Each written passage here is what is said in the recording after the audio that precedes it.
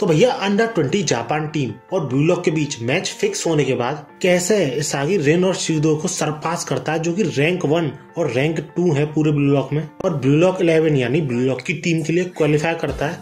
आज इस वीडियो में यही जानेंगे। So if you are interested keep watching.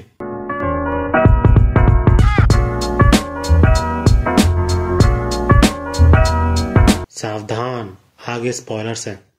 तो ब्लू लॉक की टीम बनाने के लिए सबसे पहले तो ईगो ब्लू लॉक के टॉप 6 प्लेयर्स को चुनता है, जो कि ये सबसे पहले रिन, उसके बाद सेकंड नंबर पे शीदो, उसके बाद थर्ड नंबर पे करासू, इसके बाद फोर्थ नंबर पे ओटोया एंड फिफ्थ नंबर पे leukemia and at last 6th number पे आता है मेरा पर्सनल फेवरेट नागी। इसके बाद ईगो इन 6 को 2-2 के पेयर्स में बांटता है और हर एक प्लेयर को एक पेयर चुनना होता है जिसके की तरफ से वो खेलेंगे क्वालिफायर मैचेस में। इसके बाद बाकी प्लेयर्स को ईगो ये समझाता है कि उन्हें क्वालिफाई करने के लिए अपनी वैल्यू प्रूफ करनी पड़ेगी आने वाले मैचेस में।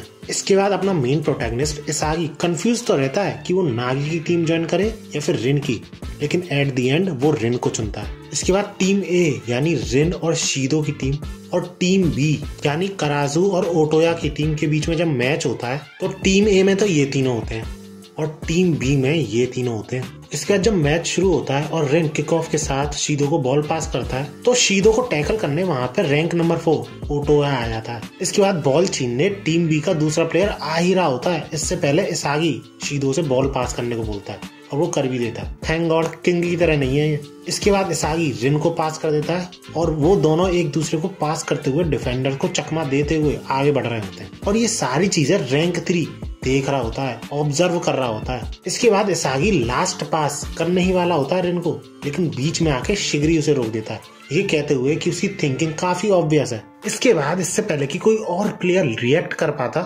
शीदो बहुत तेज से बॉल की तरफ बढ़ रहा होता है, इतनी तेज कि इसागी बिल्कुल चौंक जाता है। इसके बाद क्योंकि शीदो ऐसी पोजीशन में नहीं था कि वो गोल कर सके, इसलिए इसागी फ्यूचर के हिसाब से अपने आप को पोजीशन कर ही रहा होता है। बट तभी शीदो इस तरीके का गोल करता है कि फील्ड पे मौजूद सारे प्लेयर्स चौंक जाते हैं और सबसे ज्यादा चौंकने वाली बात तो यह है कि उसने बिना गोल की तरफ देखे गोल किया है। बट वेट, ये मैच ज्यादा ही आसान नहीं हो गया, क्योंकि रैंक नंबर 3 कराजू ने तो खेलना अभी शुरू भी नहीं किया।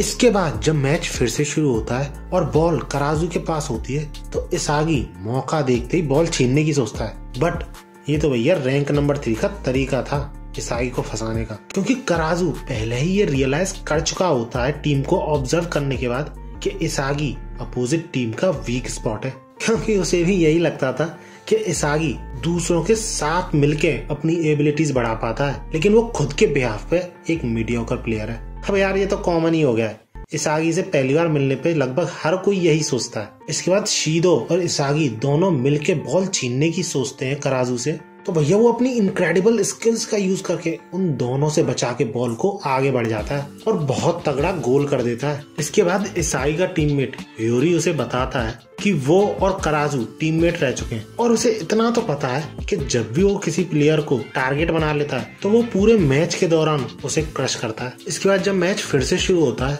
तो रिन शीदो को बॉल पास करता है और शीदो इसागी को बॉल पास करता है, ये कहते हुए कि फिर से पहले वाला पैटर्न यूज करते हैं। बट क्योंकि कराजू ने पहले ही ऑब्जर्व कर लिया था सबों को, तो उसे पता था इसागी रिन को ही वापस पास करेगा, इसलिए वो इसागी के बगल में ही चल रहा होता है और इसागी को बड़े तगड़े तरीके से टैकल करके बॉल छीन लेता है। इतने में शीदो और एक और प्लेयर उसको टैकल करने आ जाते हैं, तो कराजू रिन की तरफ बॉल किक करता है और इतने में वहां पे अचानक से ओटोया आ जाता है, जो कि बॉल रिसीव कर लेता है। इसे देखकर रिन भी चौंक जाता है कि भैया ये कहां से आया, and that's it, Otoya goal score कर देता है। और इसे देख के जहाँ सब लोग चौंक रहे होते हैं, शीदो भैया खुशी मना रहा होता है।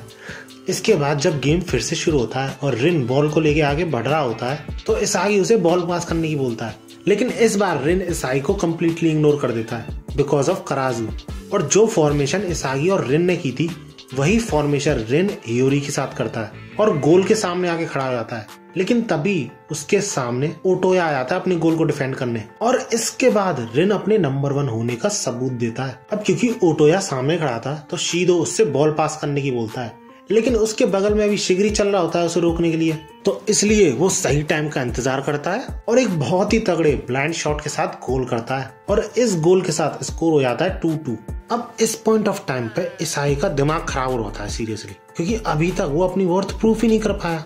उसके बिना भी शीदो और रिन आराम से गोल कर रहे हैं और ऐसा ही चलता रहा तो गेम एंड भी हो जाएगा और वो कुछ ही नहीं कर पाएगा। और यही सेम चीज शिगरी भी सोच रहा होता है। इसके बाद मैच फिर से शुरू होता है और जैसे ही कराजू बॉल के लेके आगे बढ़ रहा होता है तो उसे टैकल करने शीदो वहां पहुंच जाता है। और क्योंकि ओटोया के पास भी अपोजिट टीम का एक प्लेयर मौजूद था तो शिगरी ओपन स्पेस में तेजी से बढ़ने की कोशिश करता है जहां पर कि वो अपना वेपन दिखा सके और यूज कर सके। लेकिन इसागी बीच में ही उसका प्लान समझ जाता है और उसे रोकने की कोशिश करता है। बट भैया शिगरी के स्पीड के आगे क्या चले इसागी की। शिगरी आसानी से उसे पीछे छोड़ देता है और होप करता है कि कराजू उसे देख ले और वो बंदा देख भी लेता है और मौका दिखते ही शिगरी को बॉल पास करता है जिसे रोकने रिन वहां पे पहुंच जाता है। लेकिन रिन को वो चकमा देख के बॉल ओटोया को पास कर देता है और ओटोया आसानी से गोल कर देता है। और इस पॉइंट ऑफ टाइम पे रैंक 3 और रैंक 4 दोनों ही शिगरी की स्पीड को एक्नॉलेज कर लेते हैं। इसके बाद मैच फिर से शुरू होता है और रिन हियोरी के साथ बॉल को लेके आगे बढ़ रहा ही होता है कि इसागी हियोरी की टेक्निकल स्किल्स को एक्नॉलेज करता है कि बंदा रिन को तो पासेस दे ही रहा है, उसके साथ साथ पूरे फील्ड को ऑब्जर्व भी कर रहा है। तो इसलिए इसागी अपने डायरेक्ट शॉट की उम्मीद में गोल की तरफ बढ़ रहा होता है। लेकिन तभी बंदे को कराजू फिर से रोक लेता है। ये बंदा जीने नहीं देगा लगता है इसे। एंड देन हियोरी जब गोल के पास बॉल किक करता है तो रिन उसे रिसीव करने ही वाला होता है जिसके लिए बॉल पास करी गई थी।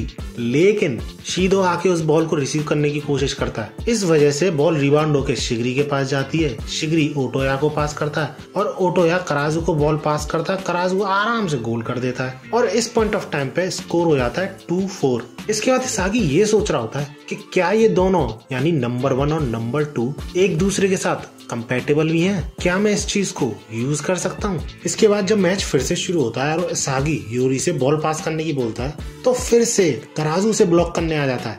लेकिन दिस टाइम टीम ए का यंगेस्ट प्लेयर नाना से इसागी को सपोर्ट करने आ जाता है क्योंकि वो रिन और शीदो के मूवमेंट्स को जरा भी रीड नहीं कर पा रहा था।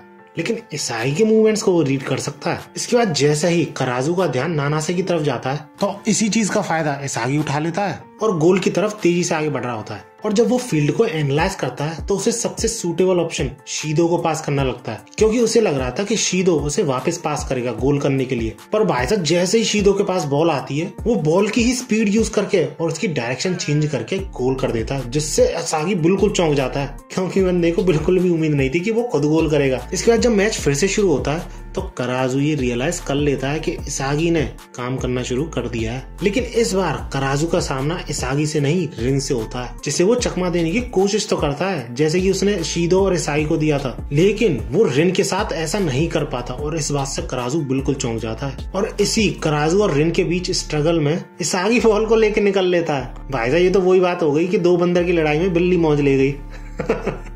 इसके बाद इसागी नान से हियोरी तीनों एक दूसरे को पास करके गोल की तरफ बढ़ ही रहे होते हैं। लेकिन हियोरी को रोकने शिगरी वहां पहुंच जाता है। लेकिन इतने टाइम में इसागी सबसे सूटेबल पोजीशन पे पहुंच रहा होता है और हियोरी सही टाइम पे बॉल पास करता है। लेकिन भाई साहब इसागी के पैर नहीं पहुंच पाते वहां तक और इतने में ओटाया बॉल को दूर फेंक देता है गोल से बिना कुछ सोचे समझे। और बॉल की तरफ रिन और कराजू दोनों एक दूसरे के साथ स्ट्रगल करते हुए बढ़ रहे होते हैं और रिन कराजू की टेक्निक उसी पर यूज करके गोल कर देता है और इस गोल के साथ स्कोर हो जाता है 4-4।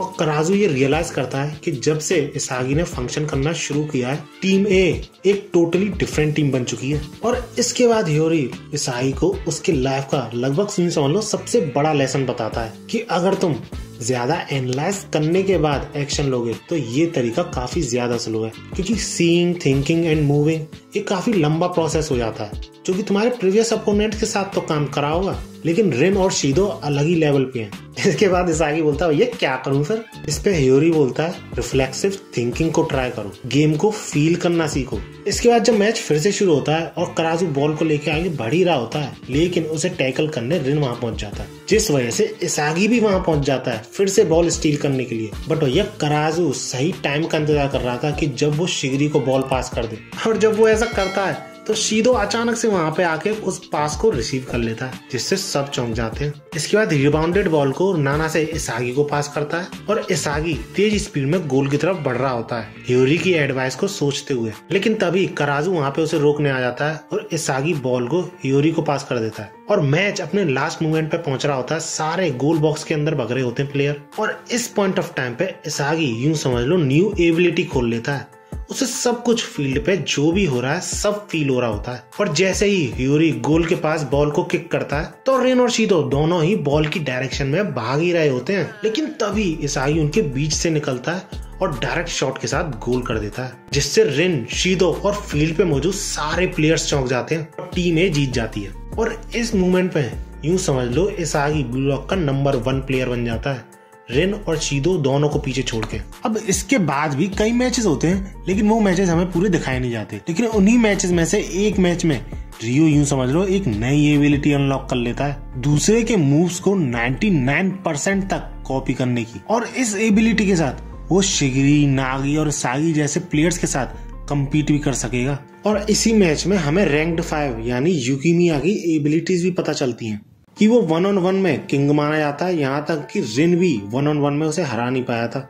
और वो एक बहुत तगड़ा गायरो शॉट भी मारता है जो कि हवा में ही अपनी डायरेक्शन चेंज कर सकता है। इसके बाद जब सारे मैचेस हो जाते हैं तो ईगो ब्लू लॉक 11 के लिए प्लेयर्स अनाउंस करता है। सबसे पहले गोलकीपर जो कि गगामारू बनता है, उसके बाद 2 सेंटर बैक्स होंगे आर्यू और निको, इसके बाद राइट विंग शिगरी और लेफ्ट विंग बशीरा संभालेंगे, इसके बाद करासु सेंटर में रहेगा जो कि ऑफेंस और डिफेंस दोनों में स्विच कर सके, इसके बाद ऑफेंसिव लेफ्ट और राइट के लिए खेलेंगे ओटोया और यूकिमिया, उसके बाद फ्रंट 3 बताए जाते हैं जिनमें सबसे पहले नागी, बीच में रिन और रिन का ऑप्टिमल पार्टनर इसागी को चुना जाता है। तो ये आज की वीडियो में इतना ही।